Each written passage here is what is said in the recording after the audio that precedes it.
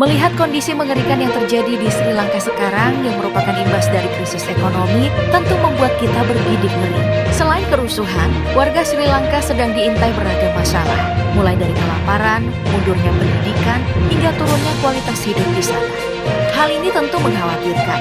Banyak yang bertanya, apakah Sri Lanka bisa keluar dari situasi krisis ekonomi tersebut? Jawabannya bisa saja iya dan bisa saja tidak. Dari sejarah dunia, krisis ekonomi yang dialami Sri Lanka bukan satu-satunya yang terjadi di dunia. Ada beberapa negara yang berhasil terbebas dari krisis ekonomi yang pernah melanda mereka. Kita mulai dari negara Lionel Messi, yaitu Argentina. Negara yang satu ini adalah salah satu yang paling terkenal kalau kita membahas kisah kebangkrutan. Bagaimana tidak, Argentina mengalami kebangkrutan sebanyak 2 kali, yaitu pada tahun 2001 dan 2014 silam. Penyebab dari kebangkrutan Argentina pada masa itu cukup jelas, yakni kebijakan pasar bebas global, alias neoliberalisme, di mana saat itu dimulai oleh Presiden Carlos Menem yang memprivatisasi sektor-sektor publik, menyebabkan daya beli dan pendapatan masyarakat merosot. Ditambah utang Argentina kepada badan-badan moneter dunia seperti World Bank dan IMF yang tidak terkendali, aparat pemerintah yang korup, dan juga inflasi. Kombinasi 3 hal tersebut menjerumuskan rakyat Argentina pada penderitaan. Namun ada yang unik dari kedua kasus Argentina tersebut. Pada tahun 2001, Argentina pasrah dinyatakan default dan gagal bayar utang. Sedangkan pada tahun 2014, Argentina malah ngotot dan melawan korporasi yang meminjamkan uang. Menteri Perekonomian Argentina saat itu, Axel, bahkan mengecam semua putusan pengadilan dan juga korporasi yang menyatakan Argentina gagal bayar utang. Wah, terjadi lagi ya kalau yang ngutang lebih galak dari pemberi utang. Ya, meskipun di lain hari Argentina kalah dan harus tetap bayar utang full. Setelah kemelut yang panjang dan imbas kejadian berupa kenaikan harga pokok, Argentina mulai menyusun strategi untuk bangkit. Mulai dari mengajukan restrukturisasi utang hingga membangun komoditi pangan sendiri. Nah, dari sini Argentina mulai membaik dari tahun ke tahun. Sayangnya masalah COVID-19 di beberapa tahun belakangan ternyata membuat momok baru bagi Argentina. Sekarang kampung legenda bola dunia Maradona ini kembali diramal akan bangkrut kembali dalam waktu dekat. Padahal berada di peringkat 30 GDP dunia menurut Bank Dunia. Nah, lagi ke Islandia. Yup, tidak ada yang menyangka kalau salah satu negara indah dan paling bahagia di dunia ini juga pernah mengalami kebangkrutan. Peristiwa naas tersebut terjadi pada tahun 2008 silam atau sekitar 16 tahun yang lalu. Pada masa tersebut, dunia memang mengalami krisis global berat menyusul skandal bangkrutnya Lehman Brothers Holding yang merupakan bank investasi terbesar yang ada di Amerika Serikat. Saat kebangkrutan ini terjadi, Islandia harus menanggung utang senilai 85 miliar US dollar atau setara dengan 1.752 triliun rupiah jika dihitung dengan inflasi yang berlaku. Nasib yang rakyat Islandia alami tentu saja buruk, mulai dari harga pangan yang naik hingga konsumsi sumber daya alam seperti gas dan minyak melonjak tinggi. Hal tersebut bahkan lebih buruk lagi jika musim dingin ekstrim melanda Islandia. Nah, masalah demi masalah ini pun baru terselesaikan sekitar 10 tahun kemudian di tahun 2018. Ada banyak strategi yang dilakukan Islandia, mulai dari menaikkan pajak untuk pengusaha dengan pendapatan yang sangat tinggi, lalu pengurangan pengeluaran pada bidang kesehatan dan pendidikan, gaji PNS dipotong hingga menggalangkan berbagai jenis wisata unik untuk menarik wisatawan. Sampai sekarang cara ini menjadi yang paling berhasil bagi Islandia dan tetap menjaga keunggulan di sektor wisata.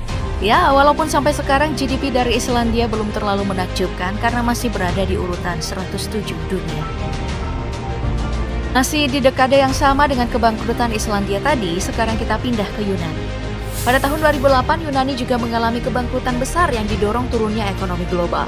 Rasio utang dengan PDB yang terlampau jauh dan kerugian sektor perdagangan jadi pemicu utama untuk kebangkrutan tersebut.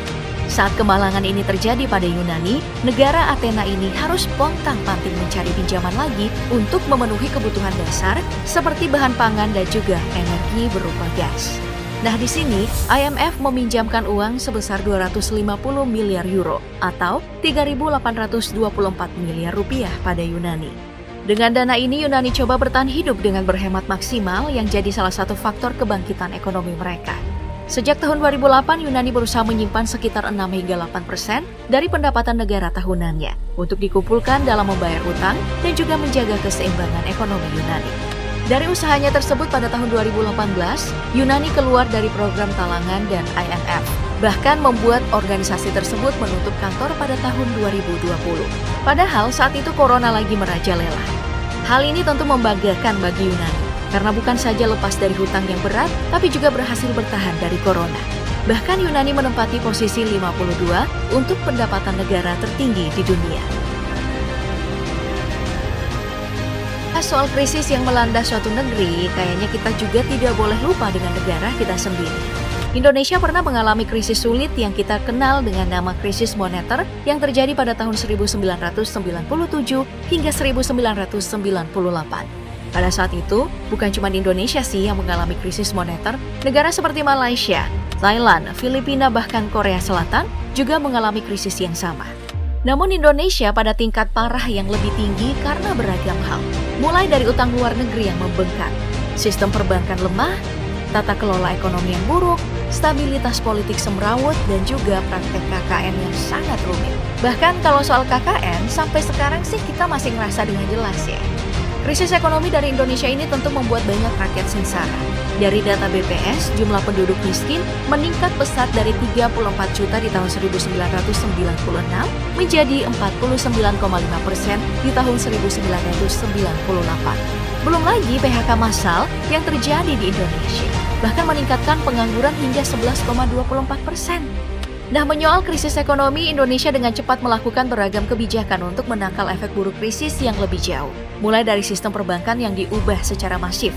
Setidaknya, ada 16 bank yang izinnya dicabut. Lalu Indonesia mendirikan Penyihatan Bank Nasional, membekukan sejumlah bank, hingga pemerintah mengambil alih kuasa bank. Selain itu ada juga restrukturisasi utang luar negeri untuk meringankan pembayaran utang. Lewat dua hal ini, Indonesia bisa bertahan dan perekonomiannya mulai kembali stabil hingga kita rasakan sampai sekarang. Negara kita bahkan berada di posisi menakjubkan untuk pendapatan terbesar negara di dunia, yaitu posisi 16 menurut Bank Dunia. Untuk mengakhiri video ini, kita tutup dengan sebuah negara yang mencengangkan, yaitu Rusia. Negara yang dipimpin oleh Presiden Putin ini bahkan bukan cuma sekali dua kali mengumumkan kebangkrutan, tapi sebanyak 9 kali. Gimana? Gak nyangka kan? Negara sebesar dan sekuat Rusia malah bangkrut 9 kali. Terakhir kali Rusia bangkrut adalah pada tahun 1998 kemarin dengan utang sebesar 17 miliar US dollar. Jika dihitung dengan inflasinya, nilai utang tersebut mencapai 462 triliun rupiah. Hal ini disebabkan beberapa hal seperti krisis keuangan di Asia dan permintaan minyak yang menurun membuat produktivitas nasional Rusia menurun. Pengangguran pun mencapai 13%. Kebangkitan Rusia baru terlihat setelah permintaan minyak dan sumber daya alam seperti gas dari Eropa mulai membludak. Bahkan, Rusia menjadi pengekspor gas alam utama dan mendapat cuan paling deras. Bahkan di tahun 2022 sekarang, ekonomi Rusia menempati posisi ke-11 untuk GDP terbesar dunia menurut World Bank. Tapi tahu nggak sih, walaupun berada di posisi atas, sekarang Rusia ternyata mengalami gagal bayar utang akibat imbas dari perang. Sanksi dunia internasional atas invasi ke Ukraina dan biaya perang katanya jadi faktor utama dari gagal bayar utang tersebut.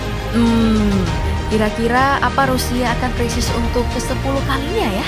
Sebutkan jawaban kamu di kolom komentar dan sampai jumpa di video berikutnya.